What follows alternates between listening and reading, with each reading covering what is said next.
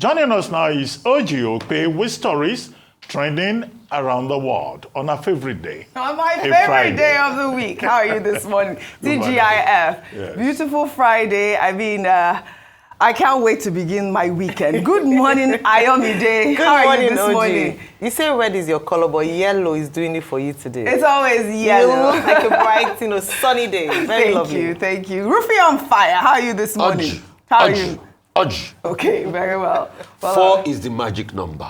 Okay, I don't know what that means, but what does that mean? Afterwards, we'll learn. It's in reference to Imo State. Let me just leave it as that. Oh, I know what that means. Well, all right.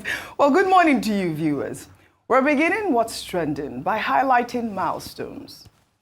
The global fashion community is mourning the loss of a true icon, Italian designer Giorgio Armani, who died yesterday, September 4th, at the age of 91. He was known for his iconic designs that came to embody Italian elegance and style for both men and women.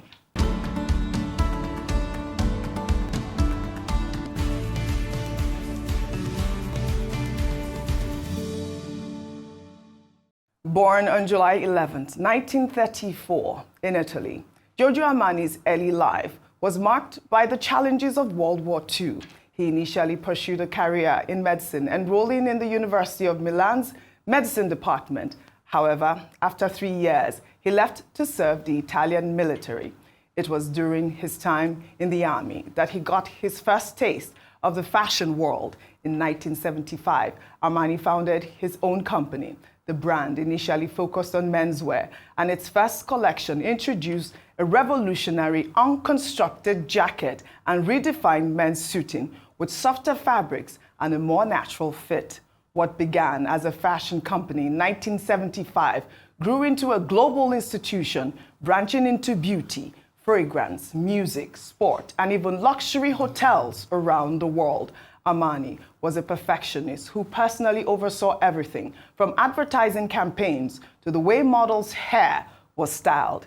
His designs revolutionized menswear and women's wear. He built one of the world's last great independent fashion empires and was one of Italy's richest men at the time of his death.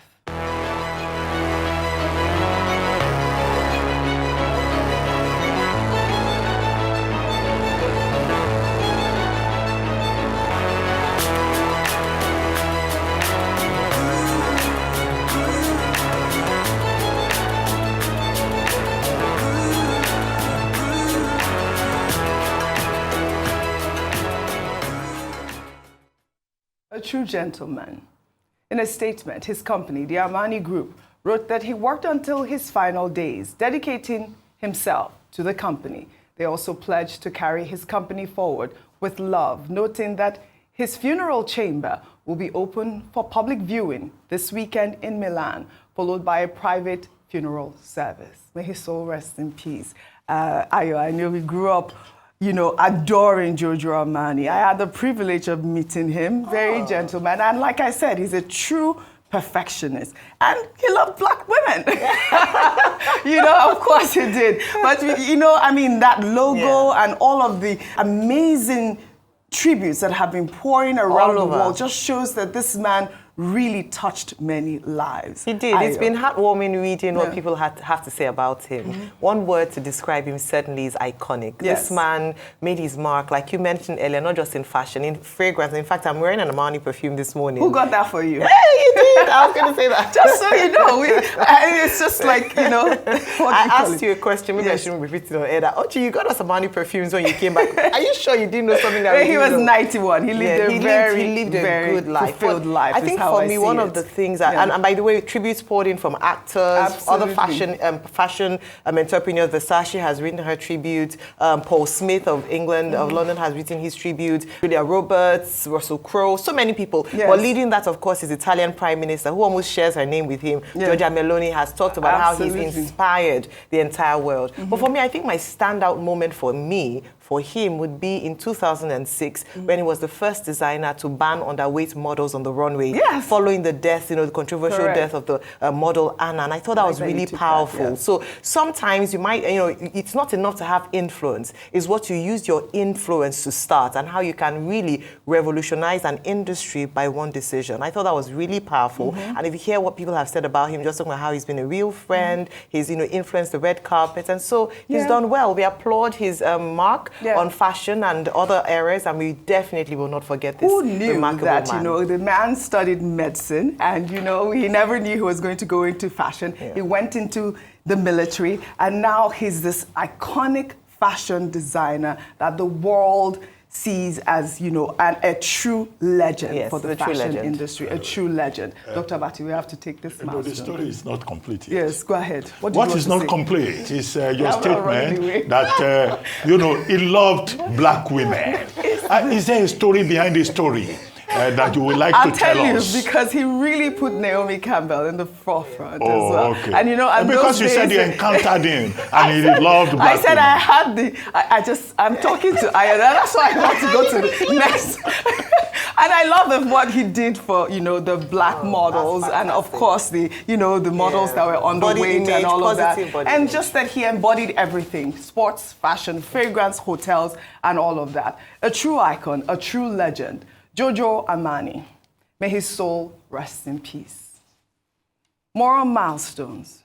Today, September 5th, marks 16 years since the passing of Chief Abdul-Ganiyu Fawehinmi, a Nigerian author, philanthropist, politician, and senior advocate of Nigeria, who consistently fought to bring justice to the forefront of society.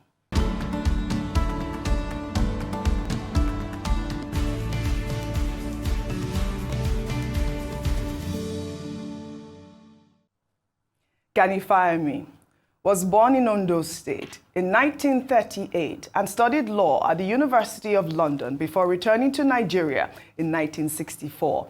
A year later, he established his own chamber, as well as the Gani Fawehinmi Library, which is still recognized as the largest private library in Lagos.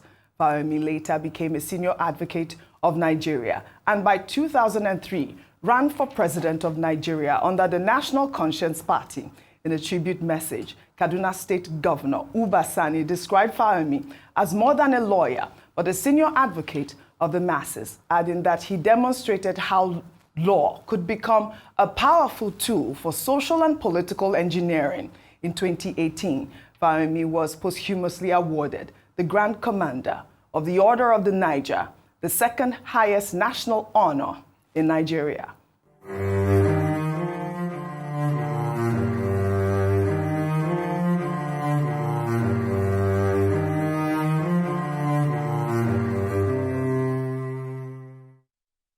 Kaduna State Governor Sani described Gani Fawehinmi as a mentor and a hero, recalling how Fawehinmi's home served as a sanctuary for activists. He wrote on X that Chief Gani Fawehinmi was more than a lawyer. He was a senior advocate of the masses, a relentless champion for the downtrodden, and an indomitable scourge of military dictators. His legal advocacy was a revolution itself, demonstrating that law, wielded with determination, creativity, and consistency, could become a potent instrument of social and political engineering. May his soul continue to rest in peace. Dr. Bati, over to you. Okay, very quickly. First, I read the piece by Governor Sani, and it's good to see that Governor Sani remembers not just about his past, personally, in his own regard, as an activist, and as an associate and a mentee of Chief Gani Fawehinmi. So beyond politics, when he's not exchanging brickbats with the former governor of Kaduna State, he remembers a man who, in every true sense, was a hero, was a revolutionary, a man who believed in this country, and who used the law as an instrument of justice. Now, Chief Gani Fawehinmi's contribution to our jurisprudence, to the development of law, will always be positively remarked upon. He ran one of the most successful chambers of his time. And there were many young lawyers who looked up to him, who followed his example, and who in fact tried to emulate him in terms of their commitment to social justice.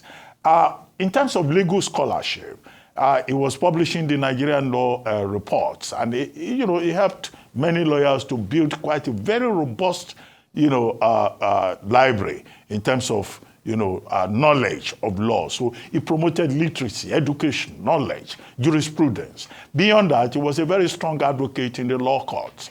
Judges who encountered him will remember his skills, as a lawyer in the courtroom, and how colorful and knowledgeable he was. And he was a man who was not afraid to take on the MBA if he had to, or to take on even senior lawyers. But many will also remember him for his contribution to the promotion of democracy. It was not just that he was a member or leader of the National Conscience Party. He was also in 1993, when the June 12 election was annulled. He formed a group called the JACON, I think Joint Action Council of Nigeria, and he led the protest. He was at the barricades, insisting that this country must get it right in terms of leadership and democracy. Well, he died, relatively young, but he lived a life of impact. Unfortunately, one of the footnotes to his career was about his health. I think on one occasion he remarked that, look, doctors in Nigeria had been treating him, they had misdiagnosed him. It took him years using asthma drugs or whatever, medications, before he now went to the UK and then discovered that he had a different ailment. So, this problem about the state of healthcare in Nigeria has been there for a very long time, and many people have been victims. Another thing about Chief Gani Fawehinmi is that as critical as he was of the leadership system of the military government in Nigeria, he had one principle. He never criticized Nigeria outside Nigeria. He would say that if he wanted to criticize Nigeria, he would do it here. But if he traveled abroad, he would not go there and be throwing stones back home. So he was a very distinguished man. He was a very proud Ondo son, and he was also a family man, and he was very close to his mother. He talked about his mother all the time. It is good that years after, he's still being remembered fondly, and that the likes of Governor Sani, now a politician, once upon a time an activist, remembers. Well said. And we all do remember as well. What an activist. May his soul rest in peace. Finally, under milestones, we promised to bring this to you yesterday.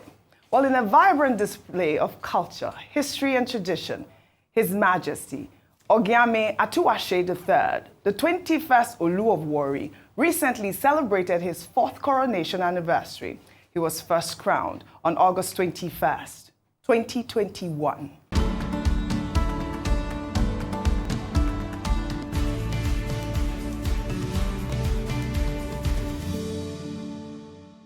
More than just a celebration, the week-long anniversary highlighted the unity and strength of the Itsekiri people and honored the Olu's exemplary leadership.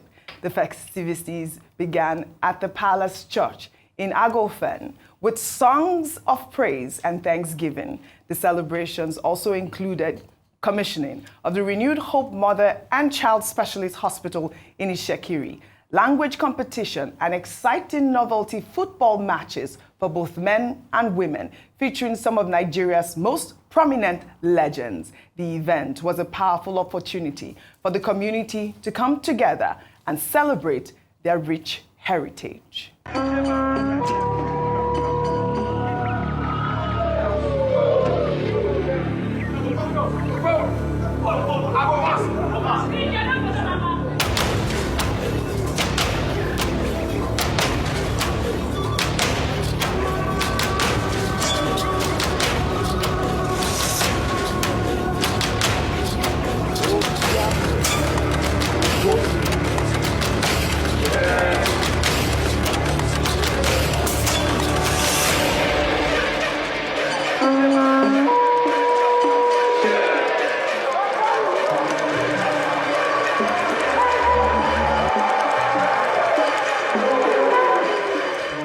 Complete Steve, my Delta brother.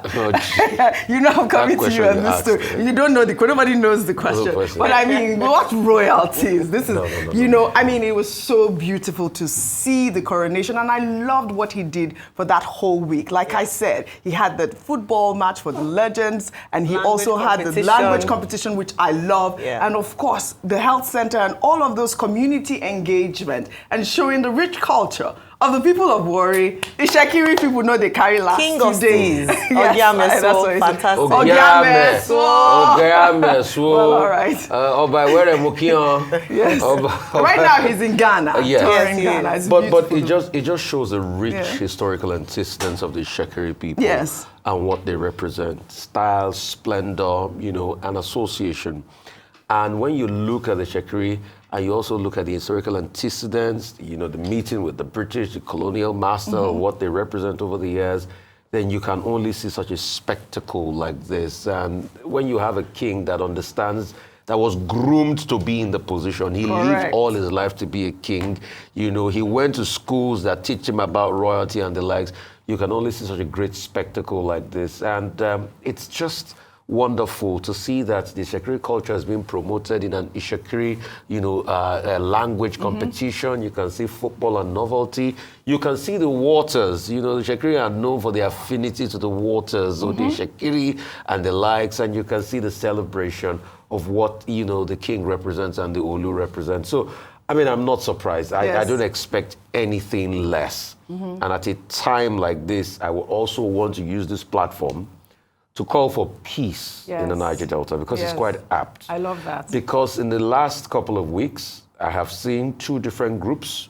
coming over on television, live television, to talk about the delineation thing, and we can just only call for peace at this point in time. That's all I'm going to say. All right, what a beautiful, beautiful ceremony. What a beautiful milestone. The 21st Olu of Warri, coronated August 21st, 2021. I mean, what does that mean? How beautiful is that? It's destiny. He was meant to be king. Complete destiny. Congratulations to the Olu of Warri, Atuwatse III. Now let's take reactions to President Bola Ahmed Tinubu's 10-day visit to Europe, with stops in both France and the United Kingdom. President's special advisor on information and strategy, Bayo Ononuga, made the announcement in a post on X saying that the president departed Abuja on September 4th to commence a working vacation in Europe as part of his 2025 annual leave. He added that after the trip, the president will return to the country. The president was accompanied to the airport in Abuja by a delegation that included the governors of Lagos State, Babajide Sanwo-Olu, and Imo State, Hope Uzodinma, the secretary to the government of the Federation, Giorgio Armani, and ministers. His latest trip comes just 2 weeks after his return from Japan and Brazil for official state visits, while also making stops in Dubai and Los Angeles during that tour. Well, let's take some reactions. I'd like to pull this reaction, and this person detailed. It was a lengthy tweet, and I'll start. I just had to take some excerpts from that tweet. And he wrote, he was responding to Ononuga's post on X. He wrote, Mr. Ononuga, thank you for the update that our president is jetting off again for accountability. Nigerians deserve clarity that matches the office you speak for. First, your statement is vague. What exactly will the president do in France and the United Kingdom during this 10-day vacation? Please publish a basic itinerary with objectives, name counterparts, and expected deliverables. That is standard practice when presidential travel is framed as working time. It also helps the public track outcomes, as seen when Paris visits produced specific agreements last year. Second, context matters. The president has traveled to France frequently since 29 May 2023. By 12 April 2025, credible reporting had already counted at least 8 separate visits, totaling no fewer than 59 days in France. There have been further European trips since then. Please confirm the updated count. Third, the president has also visited the United Kingdom several times in office. The record shows a private stop in London in June 2023, a Buckingham Palace meeting in September 2024, a 2-week leave in October 2024, which included onward travel to Paris. Then meetings in London in April 2025 before returning to Abuja. Please give the official tally to date. Fourthly, there are persistent rumors that the president uses France and the UK for medical attention. Your office has repeatedly denied this. ICIR and other outlets have reported concerns which you and your colleagues dismissed as baseless. Given the public interest, it would be helpful to address this issue transparently rather than simply denying it. A clear medical travel policy for the presidency would settle speculation. Well, the ex-user went on to talk about Section 145 of the Constitution, which requires the president to enable the vice president act on his behalf when on vacation. Finally, he wrote, Nigeria is not a private enterprise. The president holds authority in trust. Transparency is the price of that trust. If this is a working vacation, show the work and the outcomes. If it is personal, follow the Constitution and let the vice president act. Anything less weakens credibility and fuels the very rumors your office says are false. Put the facts on the record and explain plainly why you cannot. Rufai, I saw you nodding your head a lot of, yes, I mean, I think that he was quite apt in, it was very in all apt. of the details it was that very he apt in all of the posed. details. Really? And that's the question. And see, Oji, that's why we keep saying it is sad for a country that wants to grow, that thinks about accountability, and we don't have the medical records of the president. Other countries, for God's sake, do show us the medical records of their president. Who was the African president that died recently that told the people that he was going for a medical situation before he passed? I think it was President Gigomp of, Namibia. He was upfront with the people. So, if for anything, Yes. and those that keep arguing that his medical records are private, please, with due respect, if President Tinubu wanted to keep anything about his life private, he shouldn't have run for president in the first place. As long as he's our president, we have a right to ask and inquire. This is it. This France, Timpoju, almost every time. France, UK, with taxpayers' It's money. too much. This year alone, God knows how many times he's gone. 100% I agree with you. And that's why when Ayo was talking, the president should, if it's local tourism, it's not tourism. No, but the explanation was quite vague. I'm though. going by what Ayo, the it's statement. not tourism. That's why they always, it was when we said we must demand accountability, they now showed us a picture of President Tinubu meeting the king in London then. That's why they say that was the only thing he was doing and working. Yeah. We can't keep having this visit without even knowing what is going on there. Transparency. There's no big deal. Yes, no big deal. If there's a medical situation, release it. If there's a medical report, let us see it. If there's none, show us. Everyday France. And for that I'm Section going to come to 145, Ayo, Yeah. they will not respond to that because over the years they've already put that lacuna in. They will say if it's not up to 21 days threshold, then you don't need to hand over and all of that. That's the kind of. Right. And you know why I'm saying this? Yes, why?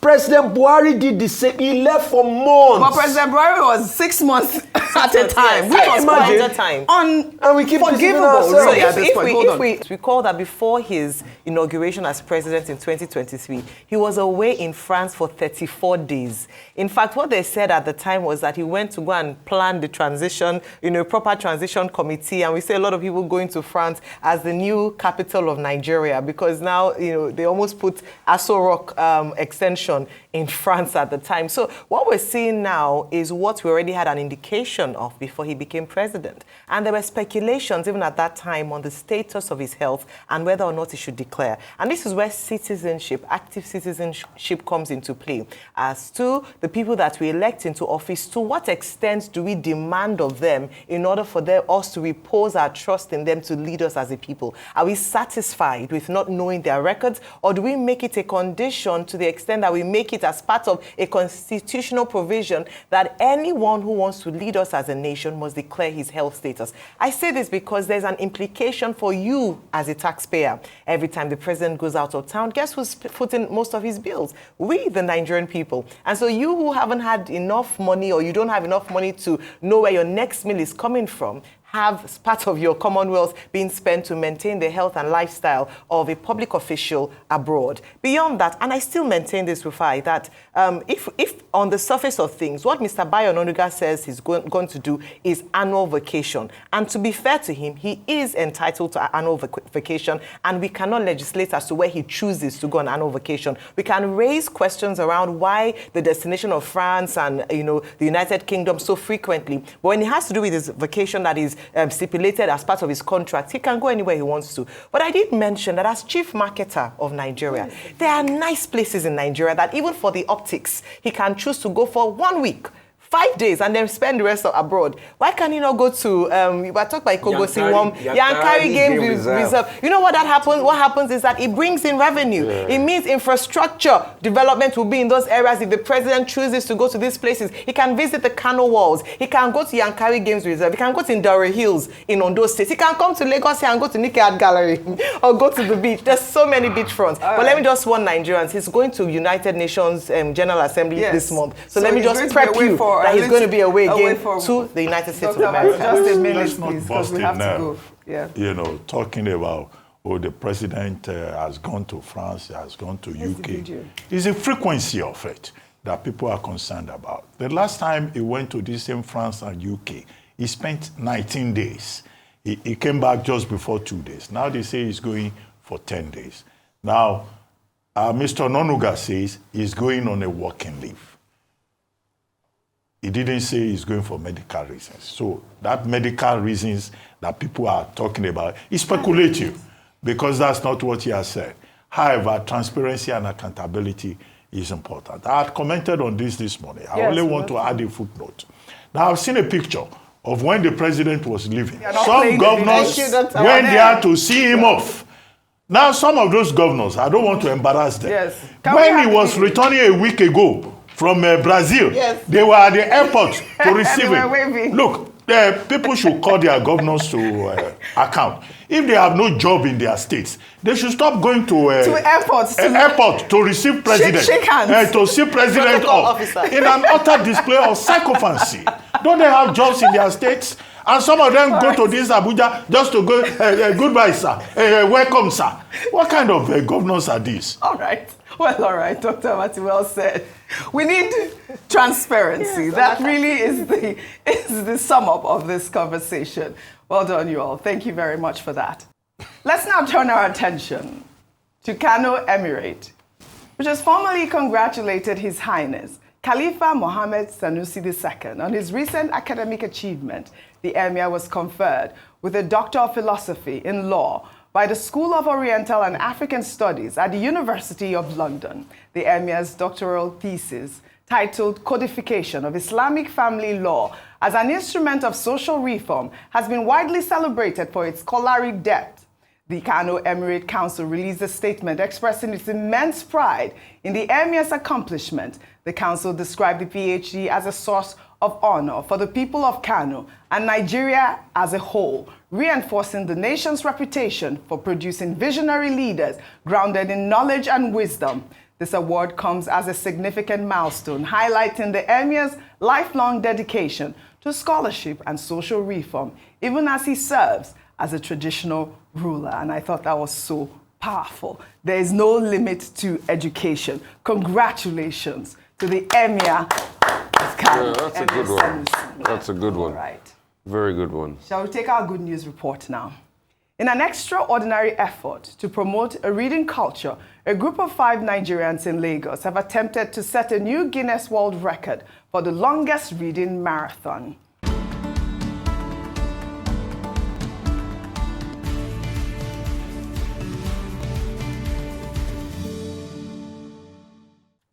The 5 Nigerians read aloud for over 431 hours, aiming to surpass the previous record of just over 365 hours. Their goal is to celebrate Nigerian literature and highlight the importance of literacy in the country. Well, during the marathon, which was part of a campaign to promote reading in Africa's most populous country, the group read 79 books by Nigerian authors. The team faced challenges, including reading through the night. but was cheered on by dozens of people in person and via a live stream. The new record is currently pending confirmation from the Guinness World Records.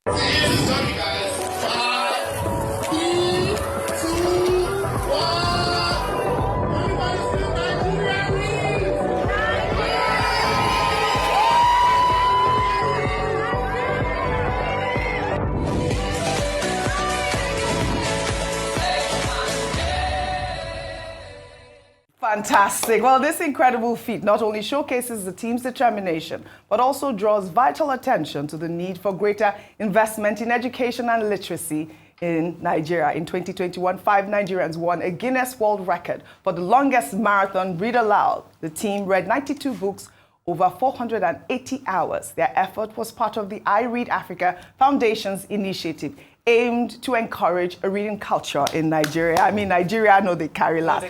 Love it. Our fingers crossed for this group as well. Well done. Shall we now take another feel-good story, this time in Ondo State? A viral video captured the moment Governor Lucky Ayedatiwa showed off some serious dance moves at the state's Night of Praise concert. The event took place at the Dome in Akure, featuring music from the popular gospel singer Bidemi Olaoba. The video has sparked reactions, with some social media users saying that the governor is now set to become the best dancing governor in Nigeria. Let's take a look.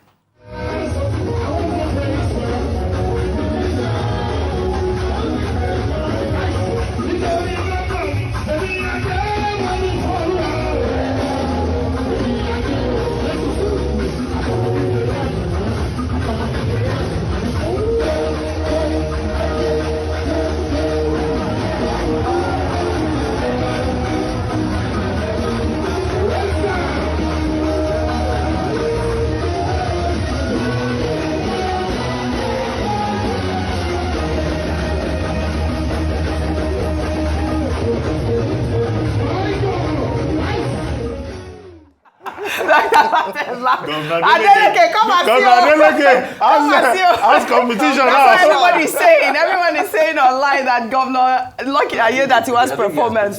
No, I think there should be a special dancing event where we should have Governor Adeleke, Governor Ayedatiwa, Senator Ogíamè, Sanwo-Olu, Governor of Lagos, and also what's this boy's name?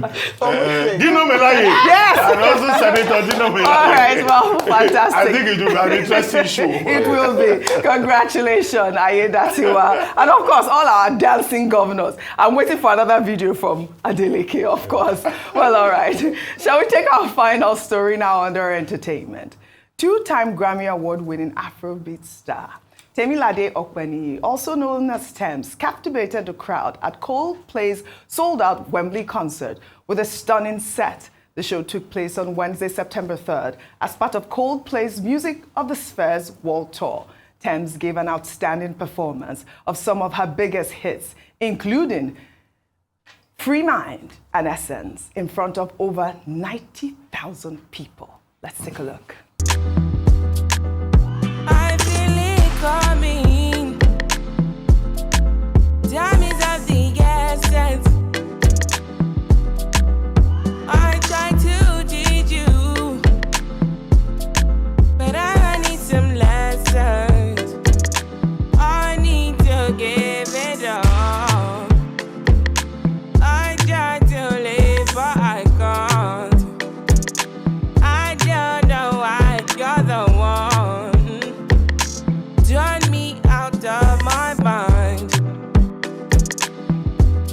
You don't need no other body. You don't need no other body. Only you feel on my body. Only you feel on my body. You don't need no other body. Say I made it mess up my mind, and I made it make you free up. Congratulations, Temilade Okpeniyi. I mean, what a beautiful performance. Again, showing how influential Afrobeats have become On the world's biggest stages, Tems was supporting Coldplay for their record-breaking run in Wembley, where they have been performing for 10 nights. I wanted to ginger your weekend. Thank you. Afrobeats to the world. I'd love to thank you all for your great analysis, as always, on What's Trending. Enjoy your weekend. Well, that's all I have for you guys on What's Trending today. I'll see you all next week.